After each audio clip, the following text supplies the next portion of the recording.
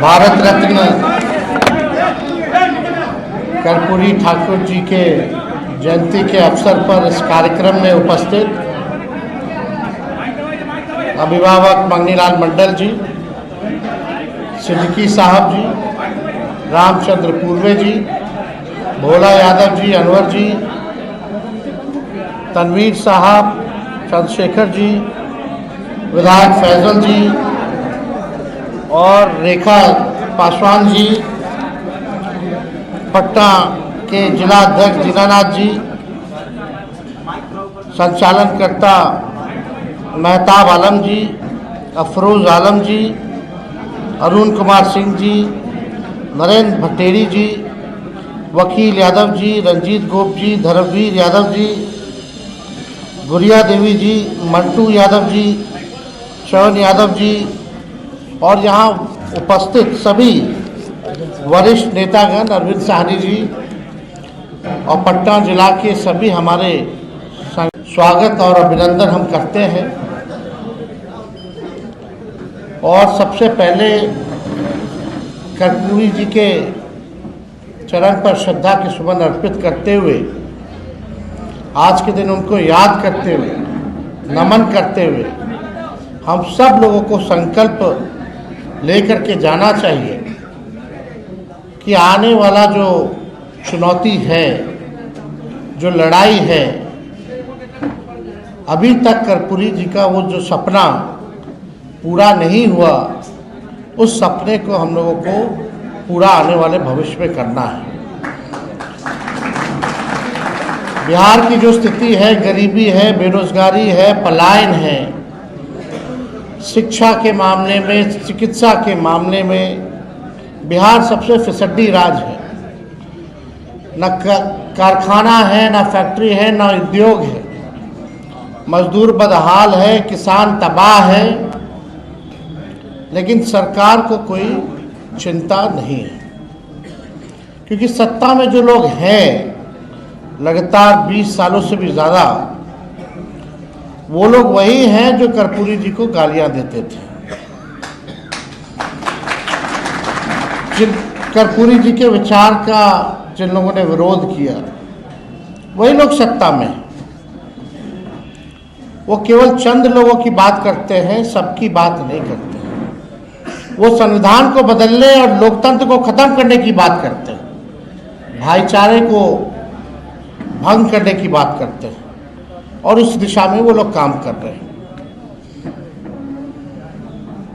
मंगनीलाल मंडल जी ने बताया एक तरह से कि पिछला चुनाव में क्या हुआ, नहीं हुआ। हमने तो आते ही ये कहा कि भाई लोकतंत्र में लोक हारा है, तंत्र जीती है, जो सच्चाई है।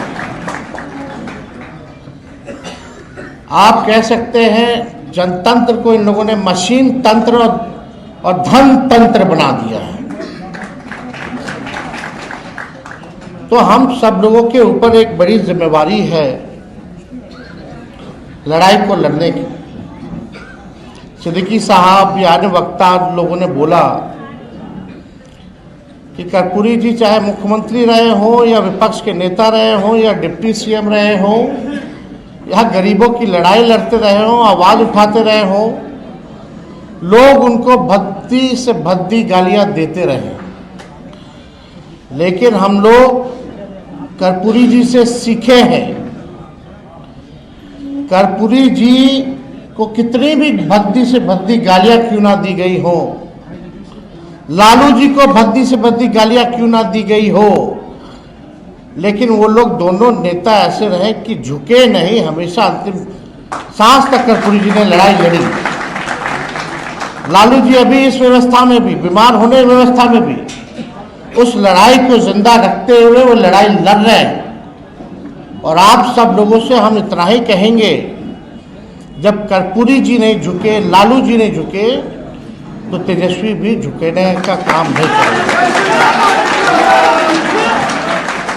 हम लोग लड़ेंगे और लड़ने वाला लोग ही जीतता है। कोई लेवल प्लेइंग फील्ड चुनाव में था क्या?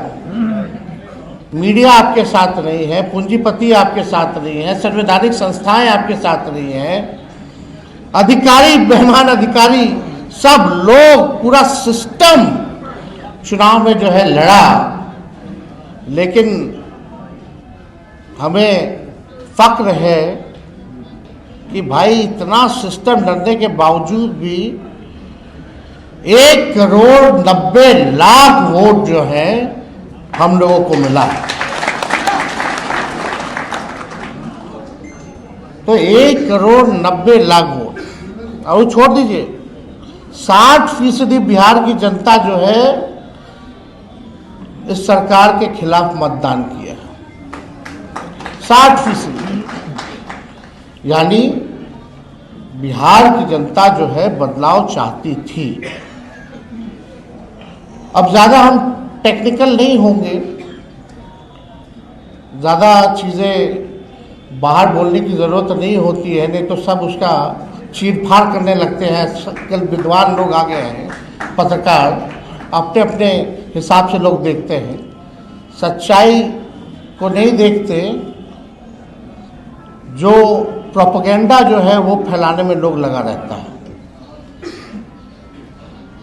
और इसमें बाहर के लोग तो करते ही हैं, कुछ लोग अपने पार्टी के भीतर भी लोग हैं ऐसे, वो छुपी बात नहीं है।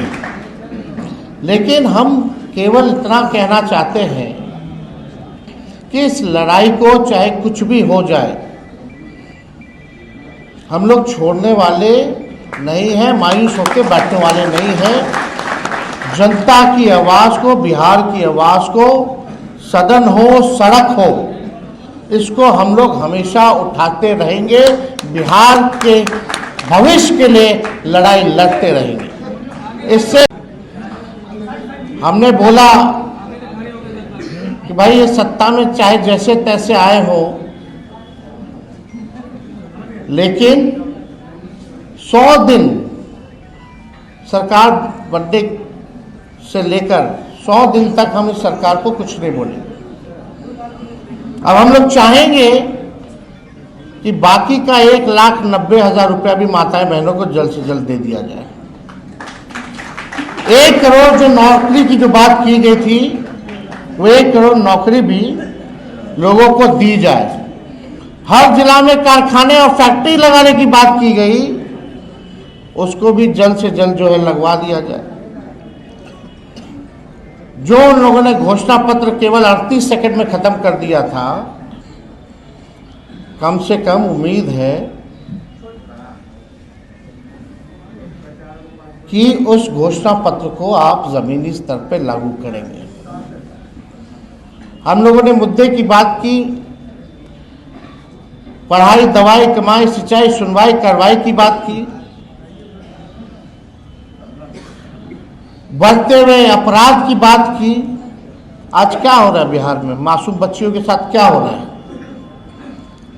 और आजकल ऐसा भाजपा का नेता लोग है, समझ में नहीं आता।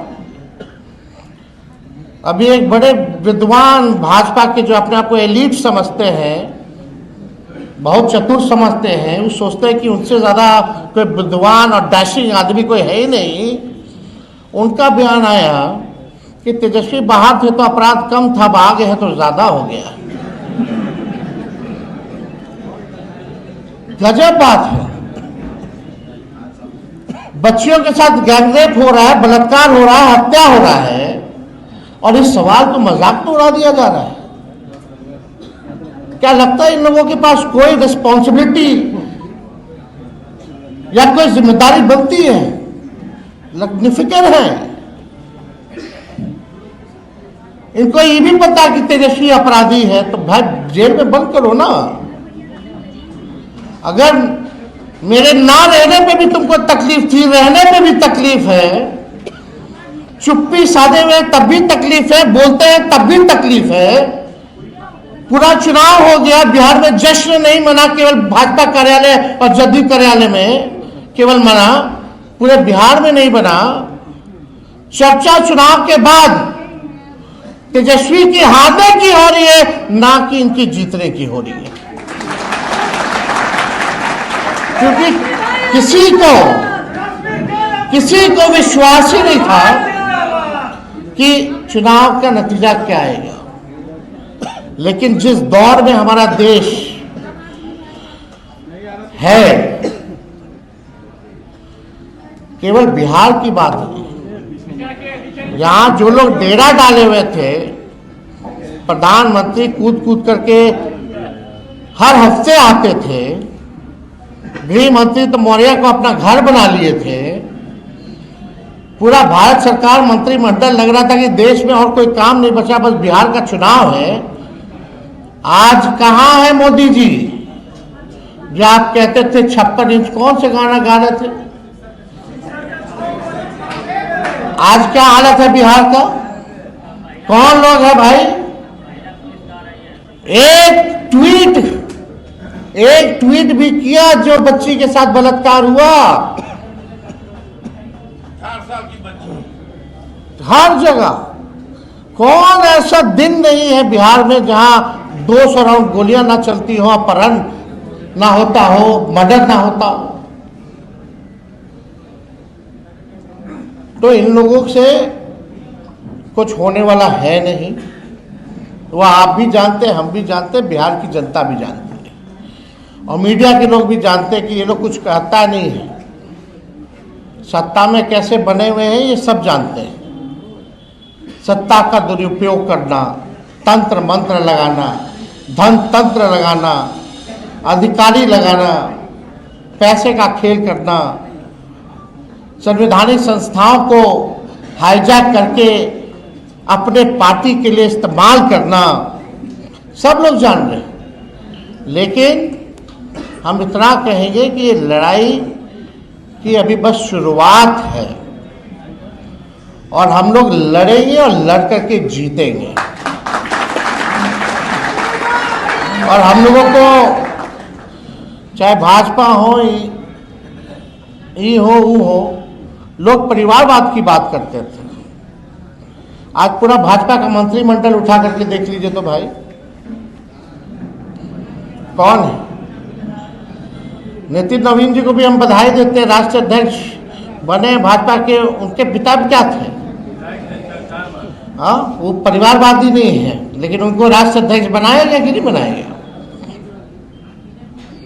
तो कितना लोग, और ऐसे ऐसे लोगों को मंत्री बनाया गया कि भाई कहीं जीता नहीं, लड़ा नहीं।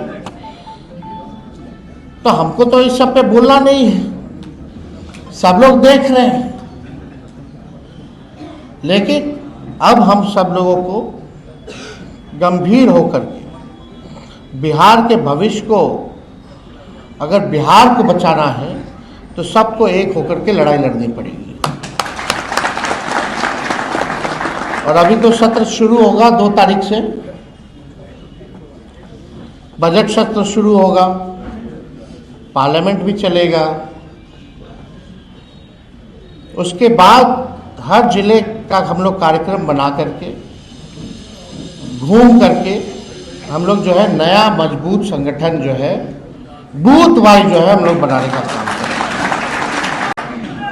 तो आप सब लोग बड़े देर से आप लोग यहाँ हैं, आप सब लोगों को धन्यवाद देते हैं।